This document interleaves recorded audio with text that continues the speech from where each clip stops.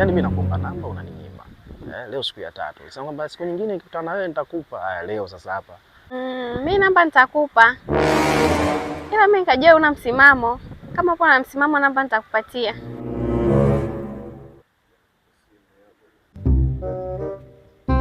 Mtume lau la kwata. Chovye. Nina mazungumzo na wewe bwana. Ustazi bwana, ungekuja baadaye hata tutaongea hata baadaye na wewe binti, tupishe na mazungumzo na kijana wangu. Ustazi. Tupishe binti, tupishe. Yaani ustazi unaharibu mambo. Mimi nilikuwa naongea na binti vitu vya maana bwana. Unajua wewe bado ni kijana. Bado ni kijana, inatakiwa uoe. Mimi nakwambia bwana, wewe uoe. Haya mambo ya uchocholoni sio mazuri ati. Yaani haya mambo ya kuoa ni kwa wangu, kijana wangu. Mambo ya vichocholoni sio mazuri. Yaani kuoa ni kwa wangu. Yaani ustazi wewe mwenyewe unaangalia makalio kula, afu unanifungua, umenitolea mtoto mzuri hapa nilikuwa naongea naye.